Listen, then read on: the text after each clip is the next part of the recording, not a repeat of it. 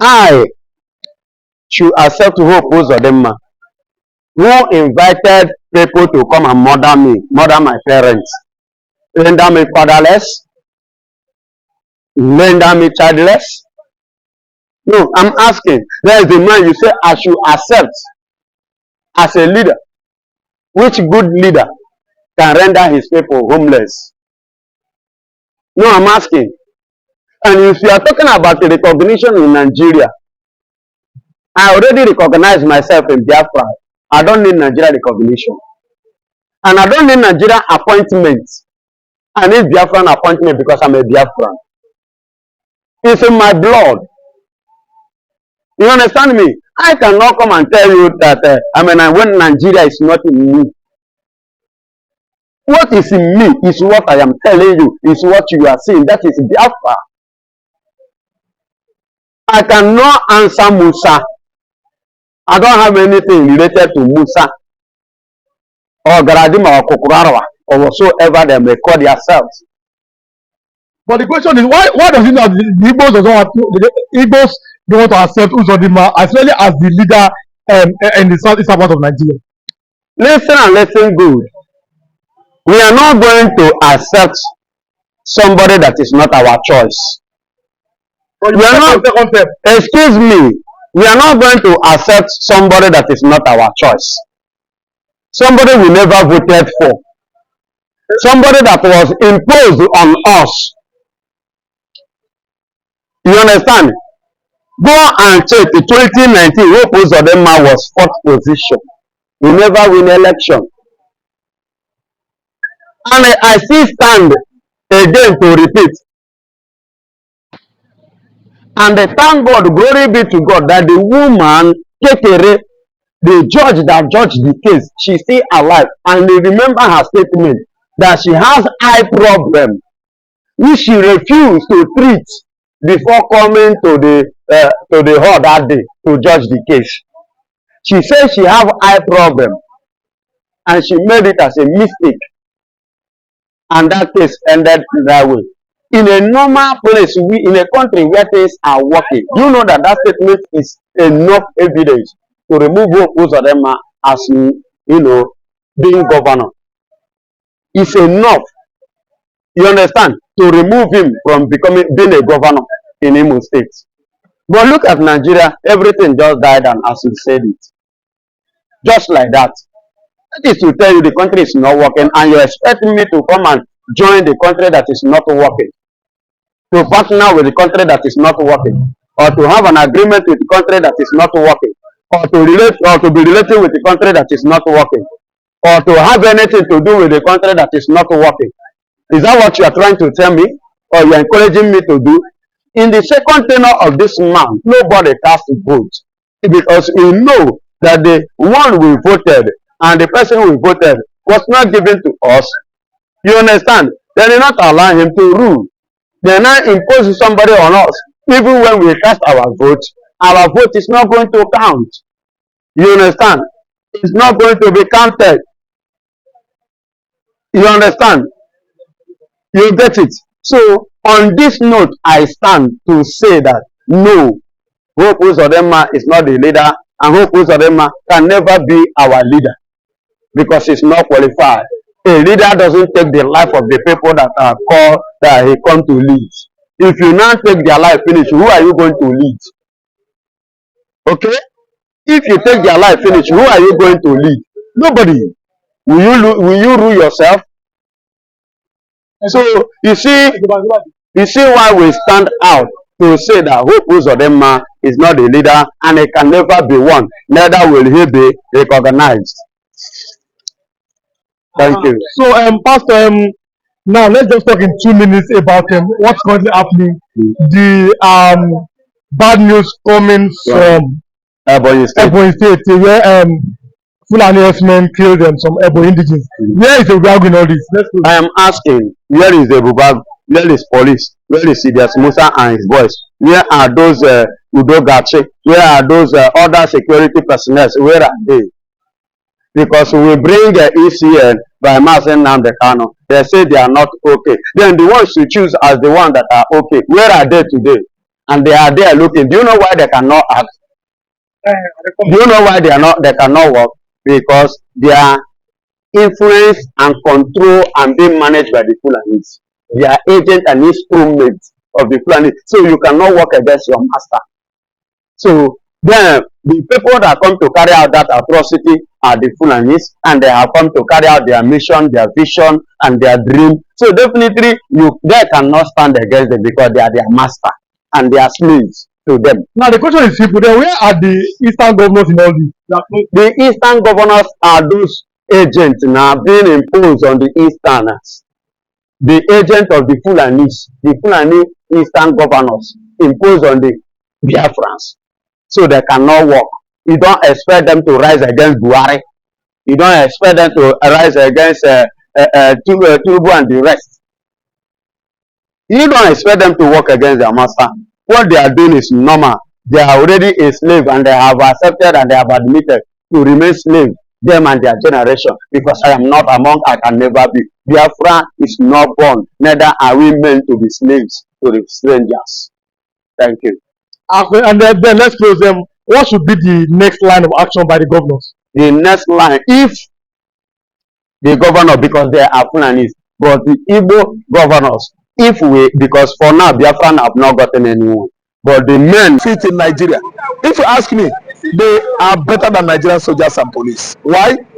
They don't attach sentiments while discharging their official duty, security duty. Because if they actually arrest you or apprehend you in action, they will make sure that they will show you that they had military training. Because their firearms superiority has no equal yet.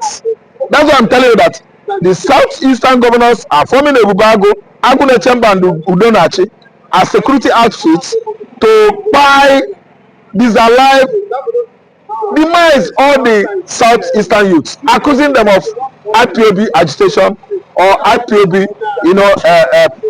terrorists. So let me tell you now, since the inception of Ebubago, Udonachi, and Agunechemba, how many Fulani leaders were acquired or disallowed or killed? How many of them? None. They concentrated on disallowing the youths, accusing them of secret courts, cultism, accusing them of armed robbery.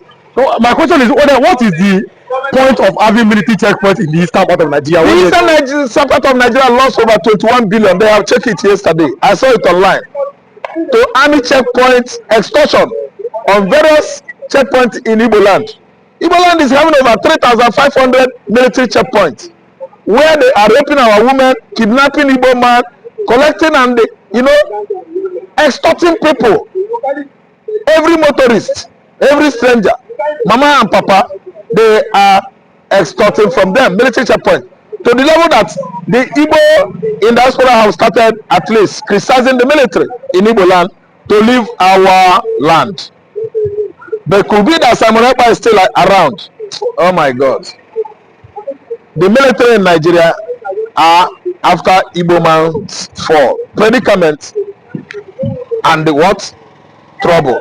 There's a lot of those who say that the Igbos are still fighting the civil war. The civil war has not ended. Do you agree with that? The civil war has not ended. I've been saying it.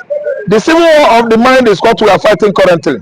They actually have not come out. I mean, Nigerian military forces, the Fulani infiltrated military forces in Nigeria, have not come out to do it openly. But in their mind, they have been fighting the Igbos since 1970 till date.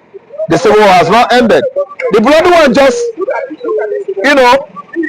lived shortly, only 6 months, to continue the psychological civil war that has lasted for over 54 years now.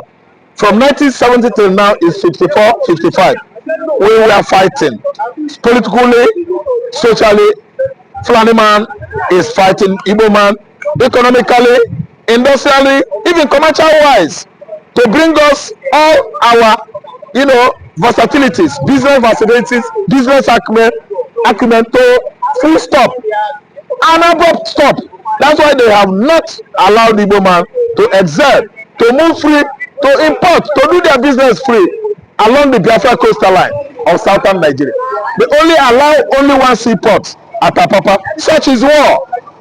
Only Apapa is clustered with many containers causing gridlock, vehicular gridlock from Apapa to Ochodi, even to Agege Road, where Agege Motor Road ended at Abeokuta.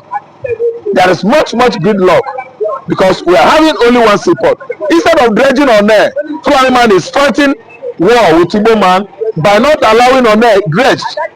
Each and every time they dredge on there, Fulani herdsmen will start what?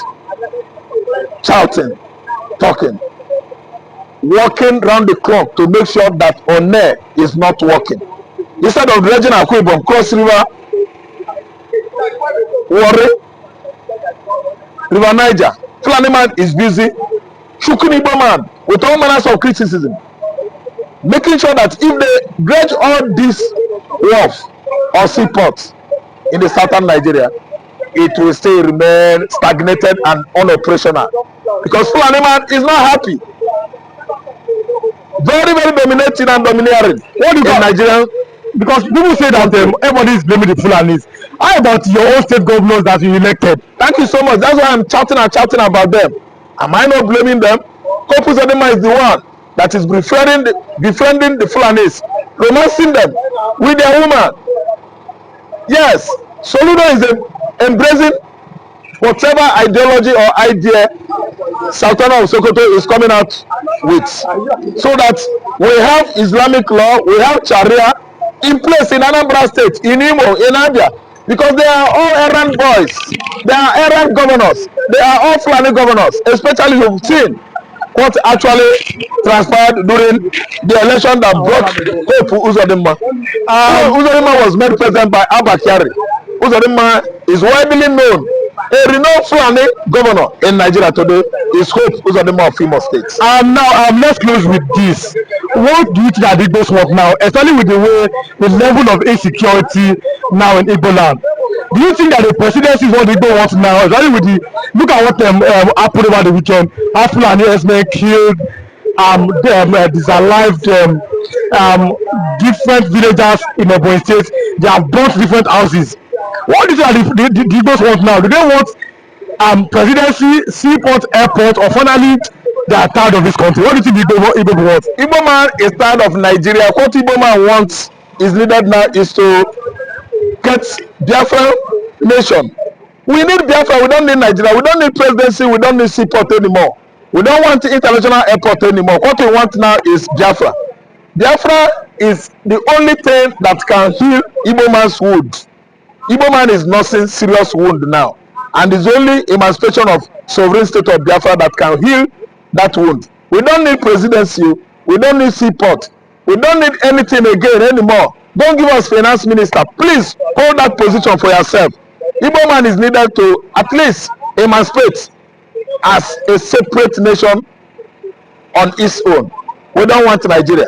The only thing we are needed to do now is, after this trial, the whole southeastern, because it showed its better. So I'm also saying that in either directly or indirectly, the Yoruba leaders, traditional leaders, have sold their birthright to the Fulanis. And that's why it looks as if right now they are speechless, they cannot speak. Let me also divert to the Christians in the southeast. This is high time. It is not time of building cathedral. You are building churches, and the highest, when they are doing competition, are building 100 capacity of church. These are buildings, these are walls that will be demolished one day, that everybody will die and leave the wall. People that you impact is what matter. As I speak to you, I interview an Igbo man now, that now it is like this now, the way things are happening now. Do you think that if this Islamic banking enters Southeast now and be sharing 1 million to Igbos, collect 1 million and become a Muslim, do you think many people will not become a Muslim? That is the era we are going now, because hunger is in the land. So for the church of Yorubas, we have Yorubas are doing well in Christian, they are doing well in the world. We have Oyedipo, we have Adeboye, we have the rest of them doing well. Magnificent. Let them invest this money on Yorubas. Let them invest in education. Yorubas had the best education before, but right now, as I'm telling you, everything is fading away. Now, if you are watching, kindly subscribe to this YouTube channel, on notifications, like, drop your comment, and also share to others? Are the Yoruba people selling their birthright to the Fulanis? And what are the Yoruba pastors doing? You can continue, sir. Yes, of course. So what I'm saying now in essence that they are doing their best. We have the likes of Pastor Deboye, Oyedipo of this world. They are doing well, but let them channel more energy and make sure that they should stand on their right, because Papa Deboye, Oyedipo, they will not stay forever. They will not stay forever. The people you invest in now will be the one that will speak when you are gone. Because as I speak to you now, the only fear that is only Fulani now are these men I just called for you now. You are Adepoye, the Oyedipo. But when you talk about the resources is in their disposal. The Fulanis cannot say we have. I don't see how much Fulani man have that Adeboye does not have it. I don't see any amount Fulani man have that Oyedipo don't have it. So the money is in their disposal. So if they are ready to go one-on-one, using money to convert people to become a Muslim, because of this Sharia law, it might not work. But I'm saying that our spiritual leaders should not wait on this kind of things happening before they start helping. Though they are doing, I'm not saying they are not doing, but they should channel more energy on investing on people than building. The way maker, we are looking at the fact that there is a serious crisis even yesterday in Ebonyi State. People are saying, oh, Fulani herdsmen are in the southwest, but now they have also struck in the southeast part of Nigeria. In Ebonyi State yesterday, Fulani herdsmen went there and took over some lives and bought some properties. The Igbo governors, what do you think they should do to stop all this kind of evil thing in their place? Of course, the Fulanis are everywhere. Let's be realistic to ourselves. All we are saying that the reason why the Igbos are far better ahead of the Hausas is that they might not be able to tolerate the Fulani the way the Yorubas. Maybe probably because of the religious aspect of it. Many Yorubas are Muslim, Fulani are Muslim. They use that relationship to enter them. But in Igbo land, it's not like that. You might hear it means that they kill 3 or 4 people. What they kill in Southwest here is small down. The one that news cannot carry because of that religious relationship they use to enter Yoruba. Of course, we also know that how they have their way into the southeast is by measuring that they plant their own. Well, I mean the governors. We have seen the Hope Uzodinma. Many you interview many Igbos, they tell you that Hope Uzodinma was being planted by Fulani in order for Hope Uzodinma to carry out their assignment in Southeast. Even the governor of Ebonyi State we are talking about, don't forget that in Umai also, many Igbos will tell you that it's been planted by Fulani. If you interview any Igbo man on your channel, they will tell you that the only governor that they can hit hand on their chest that they were the one that produced it is the governor of Abia State, which is Alex Oti. They tell you the rest was being imposed by Fulani herdsmen. You saw Hope from number 4 become number 1 of governor of the state. So of course, that's why I told you at the beginning of this interview that the Fulani, they have their plan. They have masterminded their plan, how they are going to take over Nigeria, conquer Nigeria. And you can see that plan is gradually unveiling right now as we speak. Then, do you think that the Igbos and Yorubas should come together, form an alliance so that they can defeat these Fulani extremists? It is very difficult for Igbos and Yoruba to come together because as we speak to you now, 2 years is around the corner where election will come again. The hatred is going to be more dangerous as I speak to you. Anything that makes Peter Obi to come out to contest with Buhari, the one we see in 2023 is a child play. Because now Tinubu is in power and they might not allow any Igbo man to come out to vote on the presidential day because they know that if they come out to vote, they might likely vote for their brother. They will not want what happened in 2023 to happen, whereby Tinubu lose the election in Lagos State.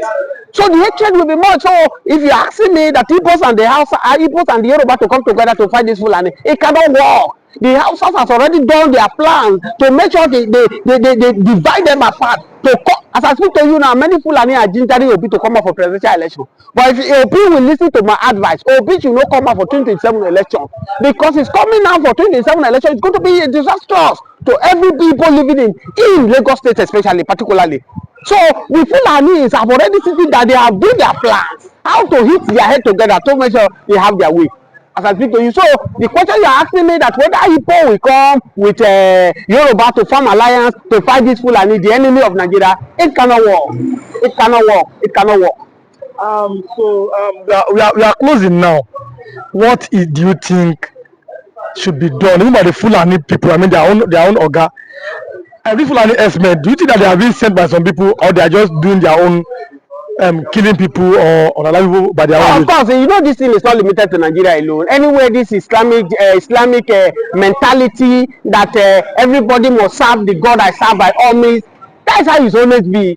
go to other this thing where how they claim ownership, they feel that you must do their culture, you must practice the god they